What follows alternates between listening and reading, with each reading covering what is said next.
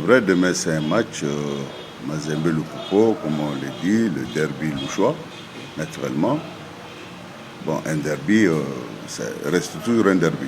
Donc la particularité, c'est que dans un derby, chacun veut sortir vainqueur. Quel qu'en soit l'état de la situation, chacun doit.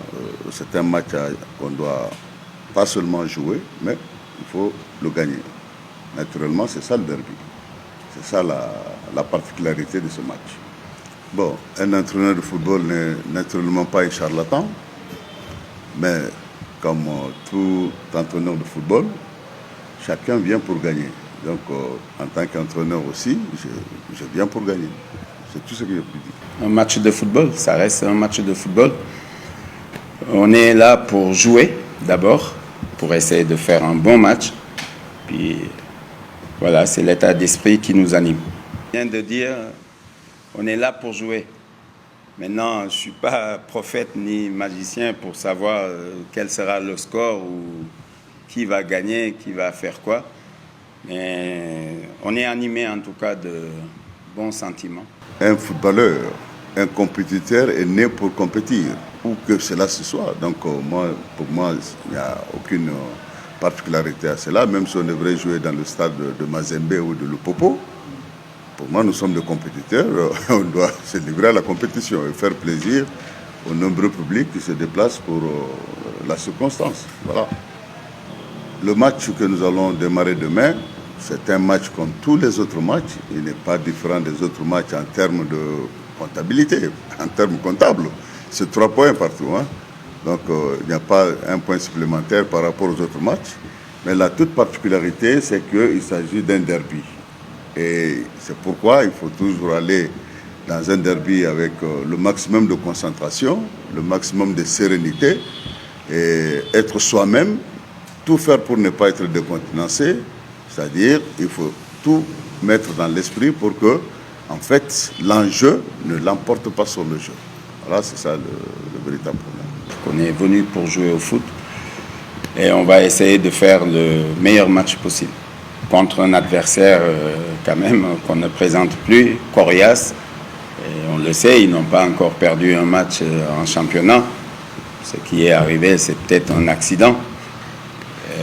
Ceci dit, les matchs Mazembe-Lupopo sont toujours des matchs très très serrés. Donc voilà, on va en tout cas tout faire pour faire un bon match.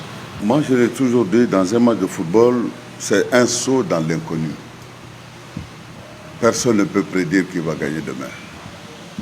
Même si les gens ont la vocation de prédire, mais moi je dis l'avenir, personne ne peut prédire l'avenir.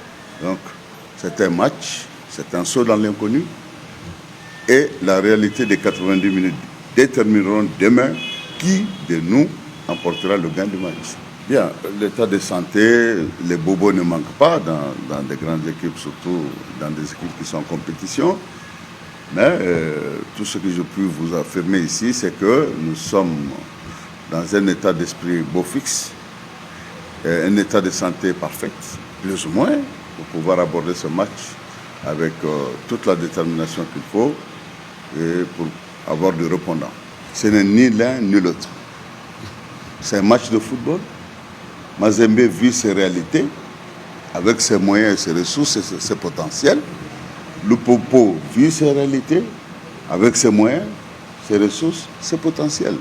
Ça reste un match de football. Somme toute, un derby. Un derby, et moi je dis, pour nous, la philosophie, ce n'est autre chose que d'être dans un derby, jouer et gagner le derby. C'est tout ce qui nous intéresse. Quel qu'en soit l'état d'esprit, quelles qu'en soient les insuffisances ou les problèmes que nous abordons, demain, personne ne nous demandera quel était le problème. On demandera seulement qui a gagné. Donc nous allons tout mettre en œuvre pour remporter le gain de la partie. C'est tout ce qui nous intéresse. Nous remercions ce beau peuple de Tanganyika avec l'accueil chaleureux que nous avons vécu à travers notre arrivée déjà et l'effervescence que nous sentons déjà dans les rues. Et nous osons croire que nous serons en mesure de leur offrir un spectacle digne d'éloge pour que cela reste mémorial pour cette contrée qui est tant sportive et qui est une contrée légendaire en termes d'hospitalité. Les duels entre les tout-puissants Mazembe Anglebert et le Football Club Santero Lupopo, comptant pour la 3e journée dans les groupes A, se disputent à Kalemi, chef-lieu de la province du Tanganyika, ce samedi 7 octobre 2023. La Ligue nationale de football a maintenu ses lieux après plusieurs mois d'incertitude et des contre-annonces d'un match d'élite de football de la ville de Lubumbashi. Les deux équipes ont rallié la province du Tanganyika ce jeudi et comptent livrer un match de haut rang, un spectacle très attendu. Dès leur arrivée à l'aéroport Kainda de Kalemi, le tout-puissant Mazembe Anglebert s'est senti chez lui, à la maison. Arrivé à Mazembe, chez tunamujua Mazembe ni kiboko yabo. Alikuya hapa kawina ma selection yetu yote ya Tanganyika na ikatupasha espoir na match ya samedi en tout cas ilikuwa ya bien sana. Shukuru sana vile TP Mazembe nafika hapa mu province ya Tanganyika. Make ni feti moja itakuwa samedi. Il fallait ule Lupopo kibeba magolo kidogo. 7-0. Tepeli to yami équipe na biso Mazembe, équipe à makasi vraiment nakati ya Kalemi awa match na Lupopo, tobi ke to nyata bango mabe. De son côté, le Football Club Santero Lupopo garde les tempos avec les fanatiques optimistes, des fanatiques qui veulent à tout prix voir leur équipe remonter la pente après leur élimination en Coupe de la Confédération le week-end dernier. Les Séminons sont toujours sereins dans ce genre de match.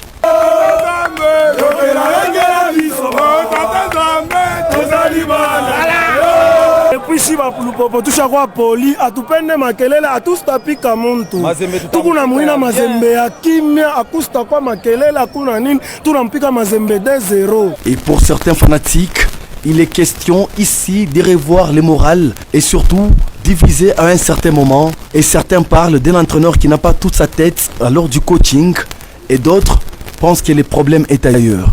Comment je peux dire, je voulais dire d'amateur, mais il a des petites erreurs de jeunesse. On comprend que là, il faut encore le garder. Il faut le garder. Il faut le garder. Il faut garder l'ossature pour ne pas dilapider l'argent. Qu'on garde ces joueurs.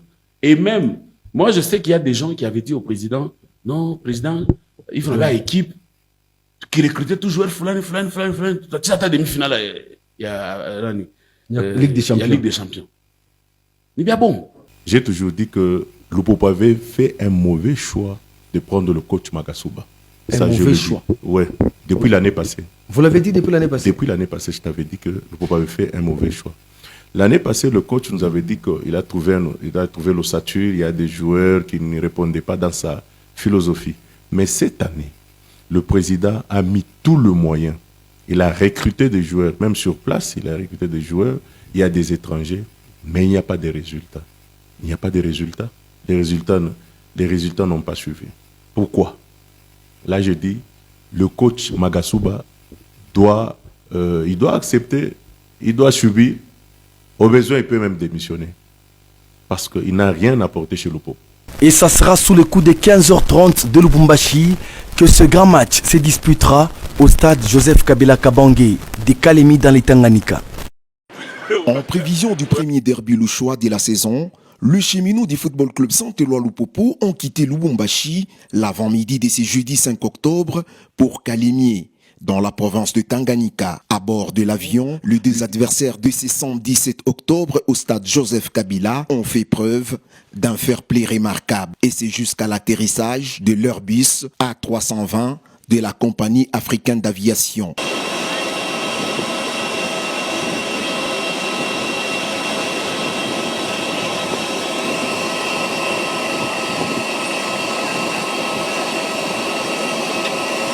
De bon augure. À Kalemi, les cheminots se sont dirigés au quartier Oyua, non loin du majestueux lac Tanganyika, au Victoria Palace Hotel.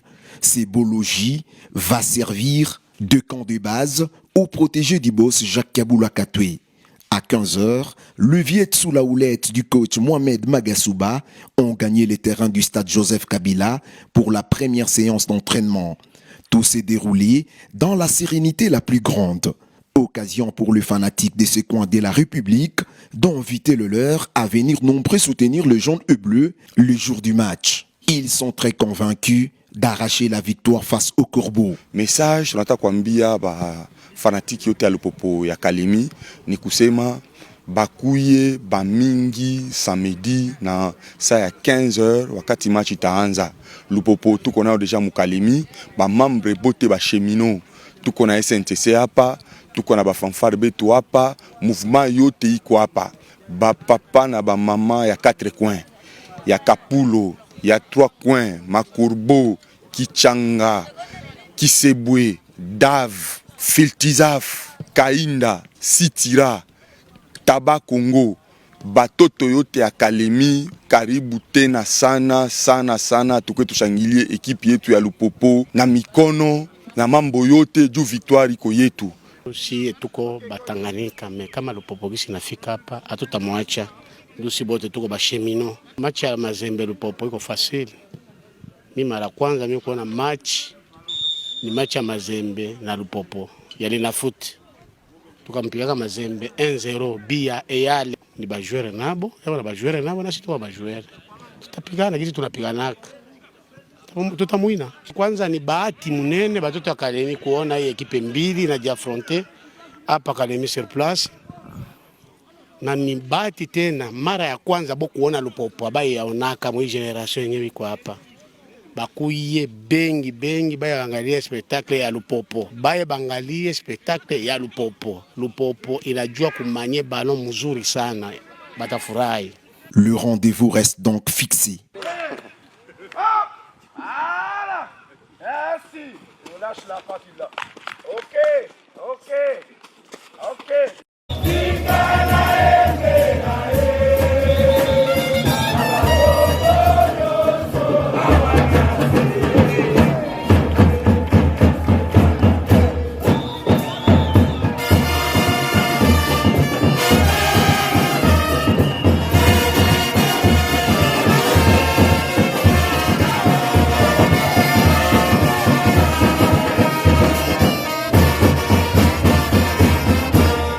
Peut-être la frappe d'Aini Koye. Un entraîneur n'est rien sans des bons joueurs et des joueurs sérieux, disait Messieurs Giroud, l'un des célèbres entraîneurs français. À nous d'ajouter, une équipe n'est rien sans un bon entraîneur et un entraîneur sérieux. Il porte le projet. Ses choix, bons ou mauvais, déterminent la survie d'une équipe ou sa mort. J'ai commencé par ces phrases parce que l'on va mettre l'accent sur le travail d'un entraîneur qui semble avoir mis tout Kemalondo d'accord. Katumbi n'a pas hésité à signer le chèque. Fofana, Aini Koye, Keita ont rejoint la bande d'Alikonza. Le Mazembe de Mamadou Lamine à nouveau ses adversaires et le noir et blanc joue désormais un football en couleur. Comment expliquer qu'une équipe moribonde la saison dernière, dernière au classement de la phase des groupes en Coupe de la CAF, 10 buts encaissés en 6 matchs, 5 seulement marqués, 5 défaites en 6 matchs, une seule victoire. 4 mois après, cette équipe est qualifiée en phase des groupes de Ligue des Champions. Le passage de l'ombre à la lumière porte le nom de Mamadou Lamine Diaye. Aujourd'hui, on veut comprendre sa méthode. Premier constat, le discours de l'homme. C'est pas que lui. Vous savez, c'est le collectif. Faut pas choisir un joueur. Le franco-sénégalais n'a pas des joueurs préférés. Tout le monde travaille pour mériter sa place. Il n'y a pas des stars. La star, c'est l'équipe qui assume ses choix. Eux, c'est le meilleur qui joue. La concurrence pour tout le monde. La Mamadou Krassi a démontré que Tanguy Kalonji a bien sa place dans cette équipe du TP Mazembe Anglebert. Le jeune Galamolome Bato peut bien être titulaire. Merzengimbi n'est pas très excellent sur les côtés. Il doit revenir dans notre jeu. Tout ça, c'est Lamine Diaye qui l'a quasiment façonné en moins de quelques instants. Le travail d'entraîneur, c'est surtout améliorer le niveau physique, athlétique, technique et tactique de ces athlètes pour les amener à un résultat déterminé. Mamadou Lamine Diaye semble réussir ce pari dans ses débuts de saison. Mazembe n'a encaissé aucun but, autant de victoires en autant de matchs. Les Corbeaux sont justement époustouflants sur le terrain. Le Mazembe de Lamine a pris au sérieux les coups de pied arrêtés. Ceci a complètement transformé cette équipe. Les corners, par exemple, n'étaient pas trop bonifiés par les équipes de Pamphile et des Franck Toumain les saisons précédentes. Avec Lamine Diaye, lorsque c'était difficile devant Bazano, les coups de patte de Keita ont trouvé Joël Beya, Tanguy Kalonji pour faire mal à Bazano. Contrôle et Nyanta Big Bullet à Kemalondo lors de cette manche retour. Le TP Mazembe Anglebert ouvre les scores sur un but de Kevin Mondeko de la tête, mais ça vient d'un corner, lançant de plus en plus de l'intelligence dans l'occupation des zones de la part de joueurs de Lamine Diaye quand ils ont un corner. Fofana va sortir sur le deuxième poteau. Kevin Mondeko reste sur le premier. Grâce à ça, ils vont marquer un but. Sur un corner, faire monter tout le monde qui a la taille n'est pas suffisant. Il faut savoir s'y placer. Les Corbeaux les font désormais bien sous l'air Lamine Diaye. La présence sur le premier et le deuxième ballon. Le TP Mazembe Anglebert est de plus en plus pressant. Le but de Joël Béa contre Bazano le démontre. Cafouillage dans la surface de réparation, c'est Mazembe qui gagne les duels.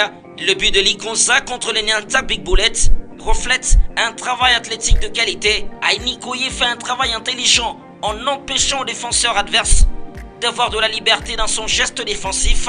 Le ballon revient dans le pied d'Elikonza. À 2 temps, il met le ballon en fond de filet. Le football se joue avec son ballon. Mamadou Lamine Diaye refolte ce poulain à chercher le ballon, à l'arracher dans le pied des adversaires et le prendre à défaut tout de suite. À la perte du ballon, tout le monde devient premier défenseur. Par exemple, contre les Kamikazes de Lubumbashi Sport, en seconde période, Cheikh Oumar Fofana a la volonté d'aller récupérer ses ballons dans le pied des Kamikazes et tout de suite mettre la course, ce qui va ramener le doublé de Joël Béa dans cette confrontation.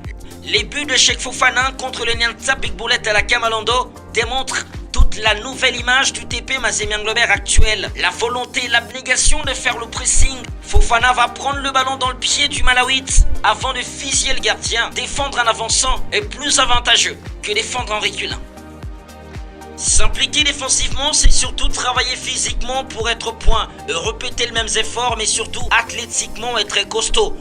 Le Mazembe de Mamadou lamine désormais ses adversaires. Accompagné du secrétaire général au sport et de la gestionnaire du stade Tata Raphaël de la Quétuile, le ministre des Sports et Loisirs est descendu dans cette installation sportive pour s'enquérir de la situation après les dégâts causés lors du grand derby quinois. La délégation commence sa ronde par le gymnase nouvellement construit dédié au tennis. Ici, les dégâts sont plus que visibles. Une bonne partie des vitres et caillassées donne une image de désolation. Elle va par la suite inspecter l'intérieur du stade de football. Une nouvelle fois, les constats est amer.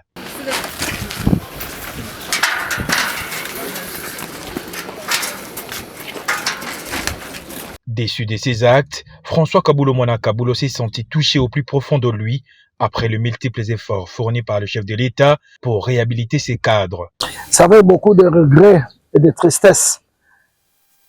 Nous venons nous rendre compte de dégâts qui ont été causés par les supporters. Je rappelle ici que le président de la République, chef de l'État, a insisté pour que les installations nouvellement réhabilitées et construites soient conservées. Des décisions draconiennes seront prises contre les fauteurs de ce trouble, a dit le ministre des Sports et Loisirs. Moi je dis c'est les problèmes de sanctions. Au niveau de la Confédération africaine de football, au niveau de la FIFA, ils ont compris que les hooligans, il faut les sanctionner. Les mesures pour dissuader les hooligans sont prises sans complaisance. Il y a des supporters qui ne remettent plus les pieds au stade parce qu'ils ont été identifiés comme des meneurs. Tous les meneurs là doivent être traqués et sans pitié. Vous avez dit que nous avons envoyé du monde pendant les Jeux de la francophonie. Et vous connaissez les bilans. 0 mort, 0 blessé. C'est-à-dire que ce sont des citoyens qui se sont bien comportés parce qu'il y a des familles qui ont fréquenté nos installations. Mais quand il s'agit de football, il y a les extrémistes et il y a un programme qui va se poursuivre au niveau des services spéciaux, au niveau de la police pour détecter. Les hooligans, ils se connaissent.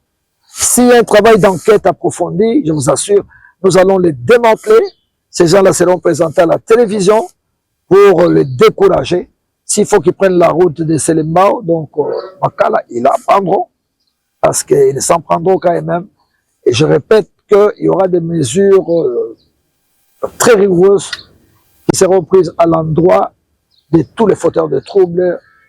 Le gouvernement de Warrior ne peut pas tolérer ces comportements.